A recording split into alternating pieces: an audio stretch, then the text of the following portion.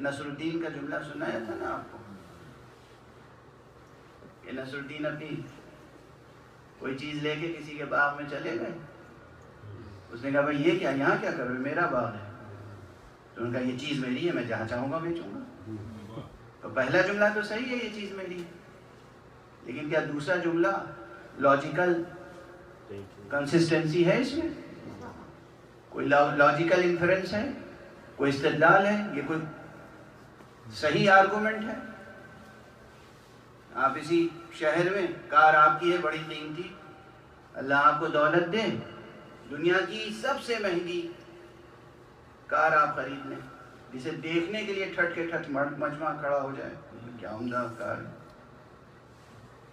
لیکن آپ غلط پارک کر دیجئے.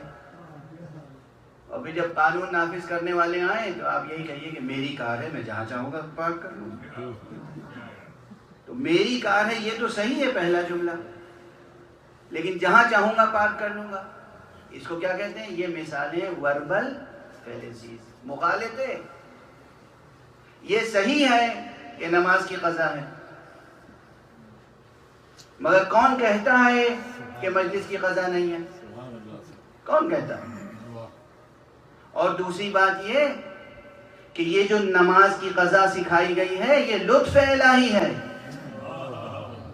ورنہ حقیقتاً جو نماز چھوٹ گئی پھر وہ دوبارہ ادا ہو ہی نہیں سکتی،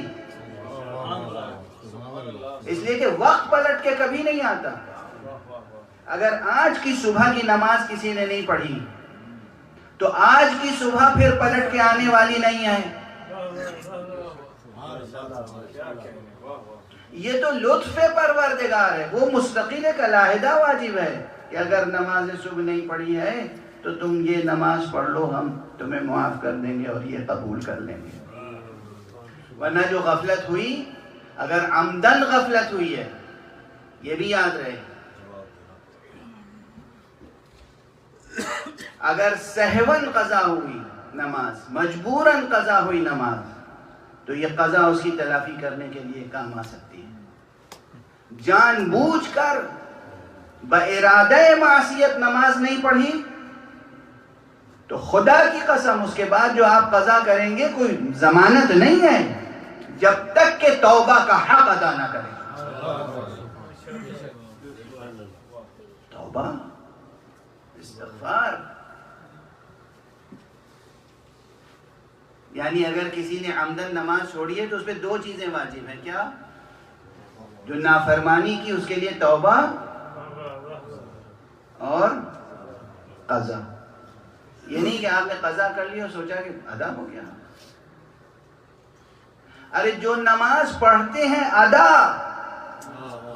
اس کے لیے بھی یہ ہے کہ نماز پڑھنے کے بعد دعا کرو کہ پروردگار اسے قبول فرما لے.